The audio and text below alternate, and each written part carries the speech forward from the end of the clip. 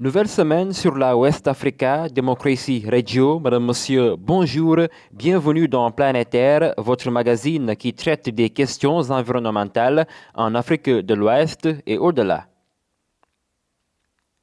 Comment rendre viables les exploitations agricoles face au dérèglement climatique? C'est le thème de ce nouveau numéro de Planétaire. Les effets du climat ont des conséquences désastreuses sur les activités agricoles. Selon le rapport 2022 du GIEC, le groupe d'experts intergouvernemental sur l'évolution du climat, 8% des terres agricoles actuelles deviendront climatiquement inadaptées d'ici à 2100 et jusqu'à 30% selon le scénario le plus pessimiste.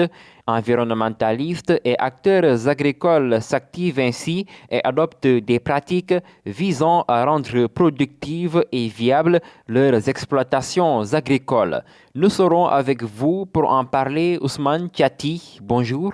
Bonjour Mustapha. Vous êtes expert agronome sénégalais. Merci d'avoir accepté notre invitation. Merci Mustapha. Nous serons aussi en République démocratique du Congo où nous vous retrouvons Dieudonné Moussoulou. Vous êtes le coordonnateur national de la coopérative des agriculteurs de la République démocratique du Congo. Bonjour, merci de nous rejoindre. Merci, messieurs les journalistes. Planétaire, le futur de l'environnement commence ici et maintenant. Bonjour à toutes et à tous et soyez les bienvenus.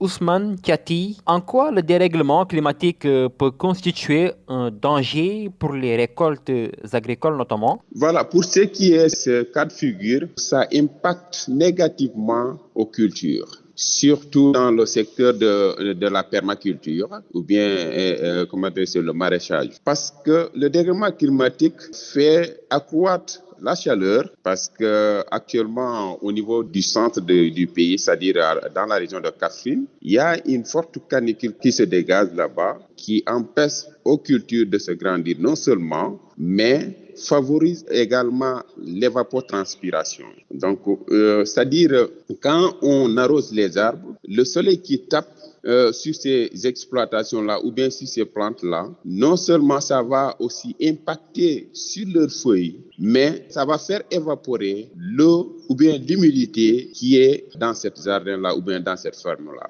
Du coup, ces plantes-là vont subir ce qu'on appelle le stress. Donc, quand le stress s'installe au niveau de ces plantes-là, donc il y a des signes qui se dégagent, à travers lesquels on pourrait identifier, c'est-à-dire le non-fonctionnement de ces plantes-là. Donc, il y a ce qu'on appelle le flétrissement des feuilles et de ces plantes-là ou cultures. Le jaunissement également, il y en a. Il y a également le brunissement, c'est-à-dire le bord des feuilles est un peu brun, donc c'est brûlé. Si cela persiste, la plante va finir par mourir. Donc c'est l'une des conséquences. Il y a également l'effet de l'air, parce que avec ce qu'on appelle, c'est-à-dire la déforestation, à travers lequel il y a l'avancée du désert, il y a l'air qui souffle à une vitesse extraordinaire. Arrivé dans ces champs-là, les plantes sont exposées. Ça peut être vecteur de maladie non seulement, mais aussi ça va dessécher donc le sang. Donc ça aussi, c'est l'une des conséquences. Il y a ce qu'on appelle aussi l'appauvrissement des terres. Parce qu'avec les rayons ultraviolets du soleil, quand ça tape sur le sol, ça pourrait se déranger ou bien tuer les éléments nutritifs qui sont dans le sol. Du coup, le sol va devenir pauvre et ça ne va pas arranger les cultures, d'où le manque de rendement qui s'installe au niveau agricole actuellement. Et concrètement, quel impact sur les récoltes? C'est-à-dire avec les fortes chaleurs ou bien les vents intensifs, donc les légumes deviennent chétifs. Donc s'il n'y a pas une bonne protection, les légumes deviennent chétifs. Donc, ils sont exposés aux maladies parce que le vent qui souffle est un vecteur de maladie. Donc, le soleil qui tape directement sur ces légumes-là Donc, ça va impacter sur leur mûrissement. Donc, ça va impacter non seulement sur leur mûrissement, mais sur leur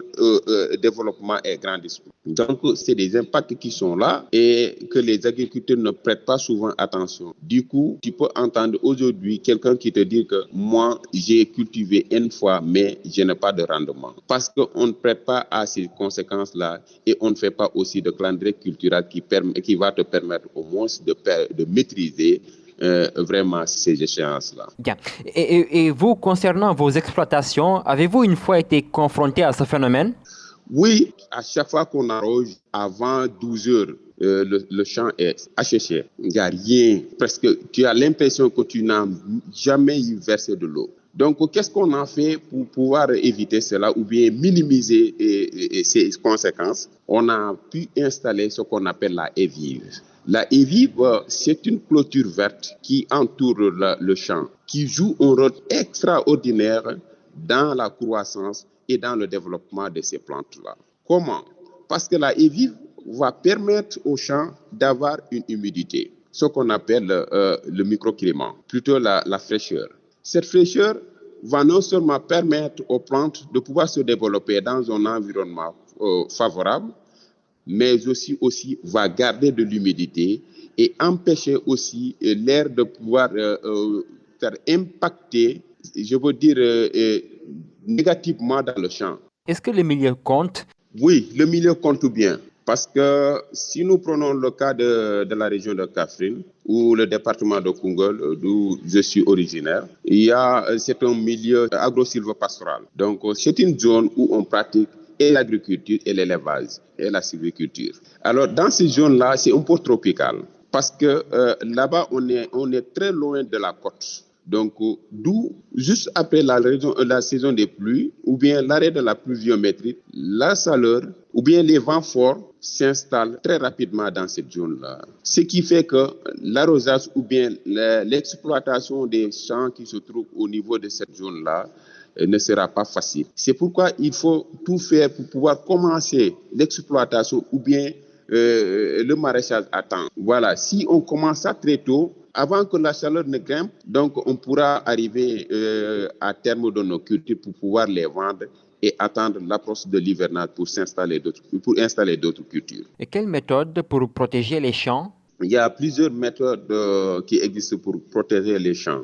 Mais chez nous, on utilise ce qu'on appelle l'arboriculture. L'arboriculture, c'est le fait de planter les arbres dans une exploitation. Maintenant, dans cette exploitation, on va y associer également le maraîchage, la permaculture. C'est ce qu'on appelle la permaculture. C'est la culture des légumes et consorts. Donc, la permaculture n'est rien d'autre qu'un système agricole qui s'inspire des écosystèmes naturels. Mais aussi, c'est une philosophie, une démarche éthique qui s'appuie sur 3 piliers. Prendre en charge les besoins de l'humain, prendre en charge, exploiter rationnellement les écosystèmes pour pouvoir au moins se permettre à l'environnement d'être toujours en bonne santé. Mais à travers cette permaculture-là et l'association de ces arbres-là, on pourra avoir ce qu'on appelle la composition des strates. Les strates, c'est 7 strates. Il y a la strate herbacée, ce sont les herbes qu'on cultive dans le champ, qui va permettre au moins de couvrir une partie du jardin pour pouvoir au moins se protéger le sol. Il y a également les strates couvre-sol. Les strates couvre-sol sont des plantes qui couvrent entièrement le sol. Il y en a beaucoup. Il y a des strates arbustives, il y a des strates arborées, il y a des strates basses arbustives. Il y a également des strates rhizosphères, bulbes et rhizomes. Maintenant, l'ensemble de ces composantes-là, c'est ça qu'on appelle le système intégré. Parce que c'est un système dans lequel on a beaucoup de strates ou beaucoup de cultures, une diversité de cultures qui vont nous permettre non seulement de protéger le sol, mais aussi d'avoir une humidité ou un microclimat qui va dégager une fraîcheur dans le jardin pour pouvoir au moins se minimiser ou bien contrer ces phénomènes de changement climatique. Ousmane Tiati, vous êtes expert agronome. Merci de votre disponibilité. Merci Mustapha. Prenons maintenant la direction de la République démocratique du Congo, pays considéré comme le poumon du continent africain de par ses vastes étendues forestières, mais aussi ses exploitations agricoles. Un poumon toutefois fragile du fait notamment du dérèglement climatique, surtout avec la sécheresse qui gagne du terrain. Les agriculteurs, eux, se plaignent de difficultés majeures dans leur secteur. On en parle avec vous, Dieudonné Moussoulou. Bonjour. Bonjour, messieurs les journalistes. Vous êtes le coordonnateur national de la coopérative des agriculteurs de la République démocratique du Congo, Coagrico. Merci d'avoir répondu à notre invitation. Merci, messieurs les journalistes. Comment se porte le secteur agricole en République démocratique du Congo? Merci beaucoup, messieurs les journalistes. Le secteur agricole en République démocratique du Congo est totalement négligé et considéré comme pour les indigènes, bien que tout le monde consomme ces produits.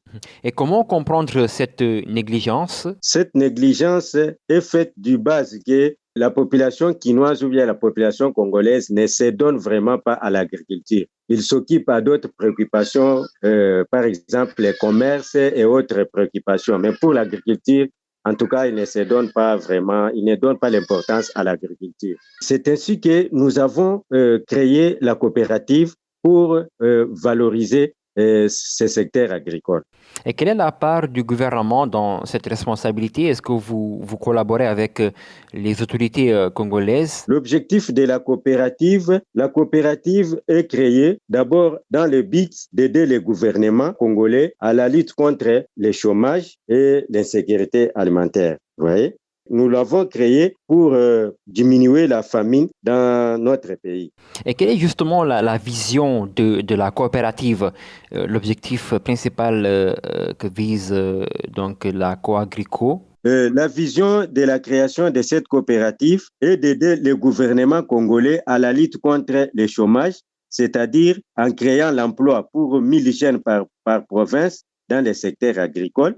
Remettre la RDC de nos ancêtres sur les bons chemins du développement économique, social, durable et accéléré. Et aussi pour la lutte contre l'insécurité alimentaire. C'est ça la vision de notre coopérative. Et quelles sont vos sources de financement? Est-ce que vous recevez un appui des autorités congolaises pour un développement de la coopérative?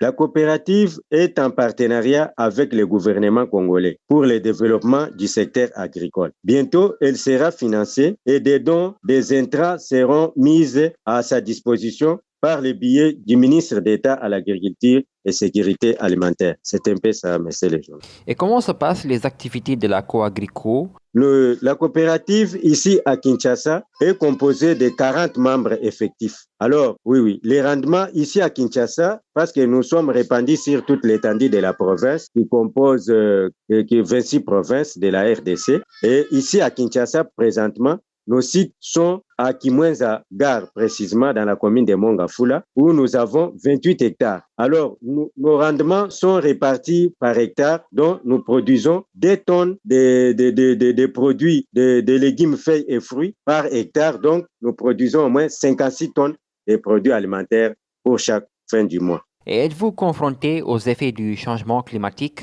La production agricole concernant les changements climatiques cause plusieurs difficultés ici chez nous à Kinshasa et est causée par la grande sécheresse et aussi sa cause des temps. Il y a une grande sécheresse et après quelques 2 semaines de la sécheresse, il y a des pluies abondantes et après des pluies abondantes, nous remarquons aussi de la sécheresse de nos produits dans les champs et beaucoup d'insectes nuisibles qui viennent détériorer nos plantes. C'est ça un peu les difficultés qui sont causées par les changements climatiques. Mais comme étant expert en agronomie, nous sommes en train de faire la lutte pour toujours améliorer la production de nos produits alimentaires.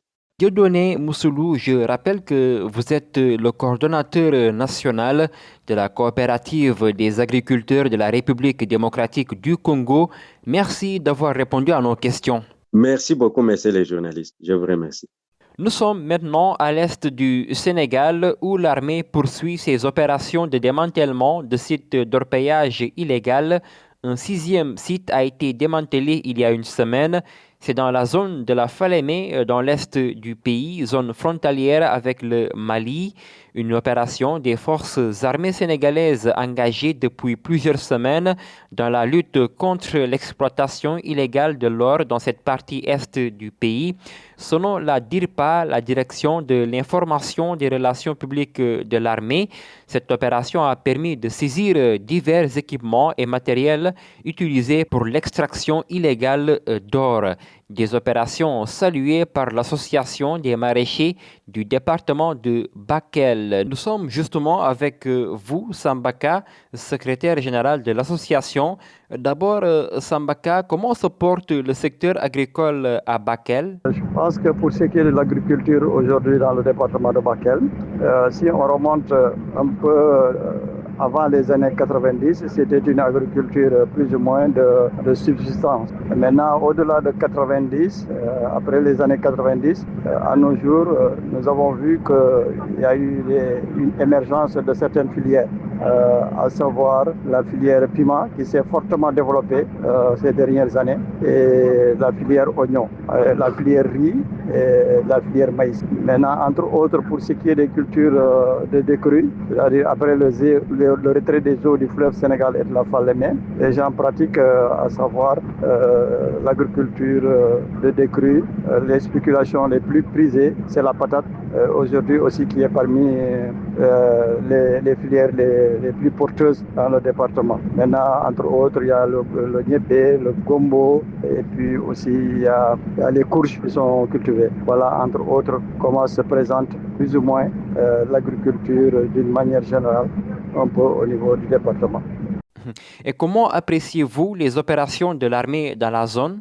Ça devrait être des opérations combinées, c'est-à-dire il ne suffit pas seulement que du côté du Sénégal que nos forces de défense procèdent au déguerpissement des orpailleurs, mais cela va sans dire si cela se faisait simultanément aussi de l'autre côté, à savoir du côté du Mali, ça allait pouvoir porter vraiment ses fruits comme cela se devait.